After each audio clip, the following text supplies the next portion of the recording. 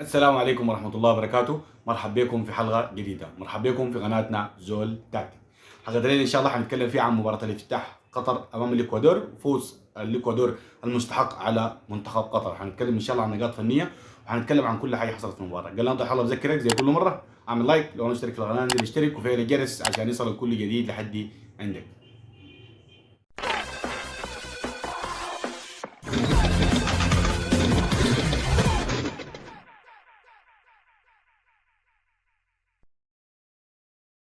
في البداية افتتاح كان مبهر بالنسبة لنا، افتتاح كان جميل جدا من دولة قطر.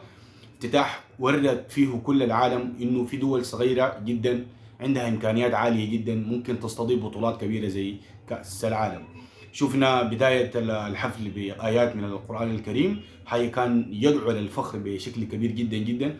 دي من الحاجات اللي كانت جميلة جدا في مباراة الليلة من دولة قطر، من الجانب القطري خاصة. لكن من الجانب القطري في أرضية الملعب ده كان شيء ثاني خالص جدا جدا.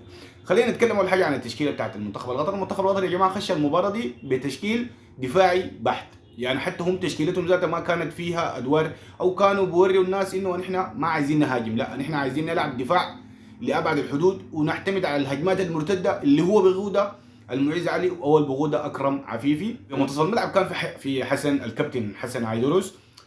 ده الشكل بتاع الفريق اللي كان موجود في خط المقدمه او في الشق الهجومي بالنسبه للفريق. طيب المنتخب القطري يا جماعه كان لاعب ب 5-4-1. المهاجم اللي كان في المقدمه المباراه وكان المعز علي كان غايب تماما عن مباراه اليوم، كان بعيد جدا عن مستواه المعهود. ليه؟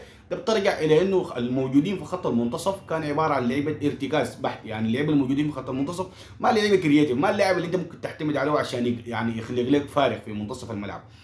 فعشان كده نحن شفنا انه المعز علي كان بعيد كل البعد عن مستواه، وايضا الكابتن حسن في منتصف الملعب برضه يا جماعه كان بعيد جدا.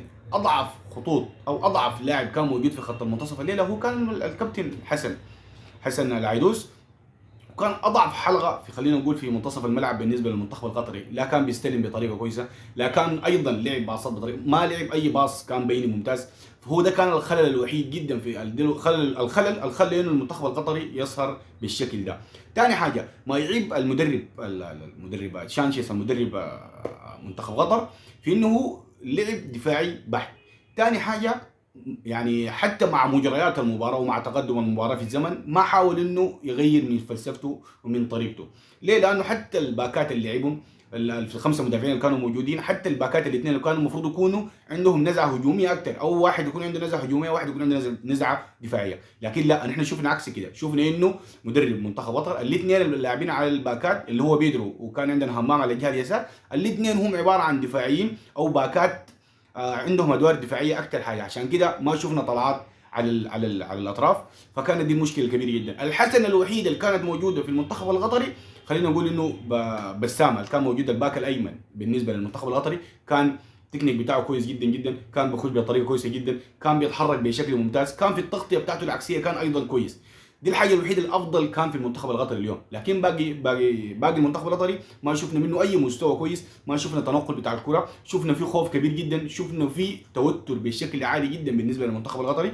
طبعا ده بيرجع زي ما قلت في الحلقه بتاعت امبارح يا جماعه في انه الجمهور اللي حيكون مالي ارضيه الملعب حيكون عنده تاثير كبير جدا على اللعيبه الموجودين في المباراه، وفعلا ده اللي حصل يعني، لانه الضغط الكبير جدا بتاع اللعيبه دي بتاع الجماهير عفوا اثر على اللعيبه ما خلتهم يظهروا بالشكل الافضل. طبعا ده ما سبب مقنع خلينا نحن نقتنع انه الليله المنتخب القطري يعني نبرر له الهزيمه بتاعته، لا ليه الهزيمه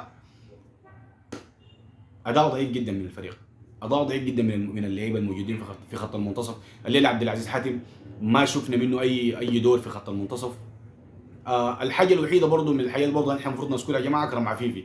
المنتخب القطري يا جماعه يتحرك 200 وبيجي يمسك كوره 200 لما اكرم عفيفي نزل من الاطراف وجاء لحد المنتصف. لو لاحظنا يا جماعه حتى في الدقيقه 54 او 55 في الشوط الثاني بنشوف انه اكرم عفيفي كان بيضطر انه ينزل الى منطقه الارتكاز يستلم الكوره ويحرك كل لعب.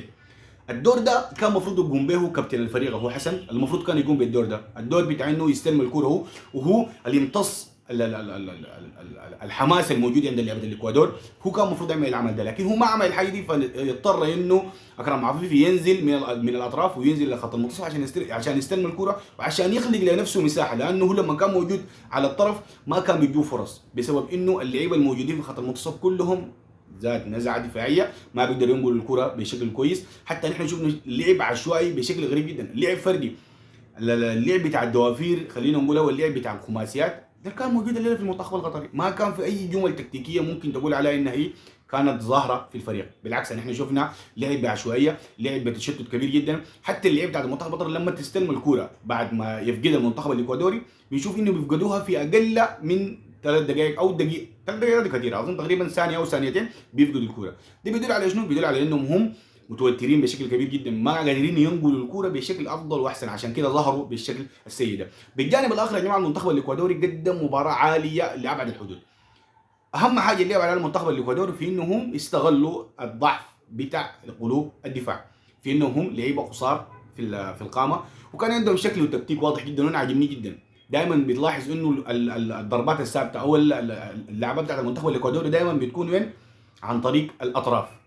بيلعبوا الكره طويله بشكل قطري، المهاجم اللي بيكون موجود بيلعب الكره بالهيد، برجع الكره الى داخل منطقه الجزاء، واحد منهم بيكون مكمل بدخل الكره في المرمى. الحاجه دي تكررت اكثر من 3 أو 4 مرات، يعني ما مره واحده بس.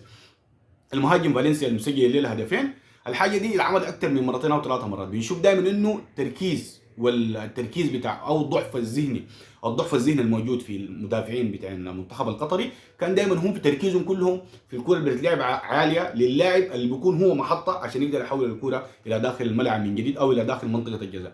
فاللاعب القطري دائما كانوا تفكيره خلينا نقول محدود، وتركيزه كله دائما بيكون على اللاعب ده، وبينسوا اللاعب اللي بيكون موجود في الحته دي او اللاعب الخطر اللي حتتلعب له الكره عن طريق الراس. فدي كانت واحده من الاساليب الممتازه جدا اللي قام بها المنتخب الاكوادوري في انه بيعتمد على الايصال الطويل وانه يصلح الكره كلاعب محطه للاعب اللي ممكن يجي من خارج المناطق ويقدر يسجل من خلالها هدف. ثاني حاجه يا جماعه المنتخب الاكوادوري عنده لعيبه ممتازين في المهاره، عندهم مهاره عاليه جدا. يستغلوا فيه ايضا الضعف بتاع الواحد ضد واحد بالنسبه للمنتخب القطري. المنتخب القطري ده يا جماعه اللعيبه بتاعينه والمدافعين خاصه او اللعيبه الموجودين في خط الدفاع واحد ضد واحد ضعيفين جدا، فدي واحده من الحاجات اللي استغلها خلينا نقول المنتخب الاكوادوري. والحاجه دي شفناها في الشوط الثاني لما نزل صاحب ال 20 عام صاحب الرقم 10 لما نزل في الشوط الثاني بالنسبه للمنتخب الاكوادوري استلم الكرة وبقى يحاور بشكل ممتاز جدا. ليه؟ لانه عرفوا انه الناس ديل في واحد ضد واحد وانه ممكن يعني يتفوق عليهم بشكل افضل واحسن، ودي كان واضح في المباراه زي ما قلنا. منتخب الاكوادوري يا جماعه يستاهل انه يفوز في المباراه الاولى في الدوري المجموعات ويقطع شوط كبير جدا بالنسبه له في المجموعه الاولى بالنسبه لكاس العالم. زي ما شفنا يا جماعه المنتخب القطري مباراته القادمه امام السنغال من غير ماني، حنشوف شكلها عامل كيف ان شاء الله قدام هولندا. لكن قطر بنسبه كبيره جدا خلينا نقول انه ضعفت امالها في انها تصعد الى المرحله القادمه، لانه استحاله او بنسبه كبيره جدا ما اظن المنتخب القطري يقدر يحقق الفوز في المباراتين القادمتين. عشان كده قلنا نحن بالامس انه المباراه الاولى بالنسبه لك هي مربط الفرس، المباراه الاولى بالنسبه لك هي اللي بتاهلك الى المرحله القادمه. في نقطه لما تحقق الفوز في اول مباراه حتريح نفسك وحتخش المباراه الثانيه بشكل افضل واحسن. يعني ده كله ما كان في حلقه الليله يا جماعه، اتكلمنا فيها عن النقاط بتاعت المباراه اللي كانت واضحه وظاهره باذن الله تعالى. ان شاء الله في الايام الجايه مع ضغط المباراه ان شاء الله حنحاول نطلع ولو مثلا في الفيسبوك ان شاء الله كل مره حنحاول نطلع بعد كل مباراه نتكلم عن الحياه اللي كان حاصل في المباراه. ده كله ما كان في حلقه الليله. بذكر في الحلقه اعمل لايك، لو ما مشترك في القناه انزل اشترك وفعل الجرس عشان يصل كل جديد لحد عندك. وفي ختام الحلقه اللهم صل وسلم وبارك على نبينا محمد عليه افضل الصلاه والسلام. السلام عليكم.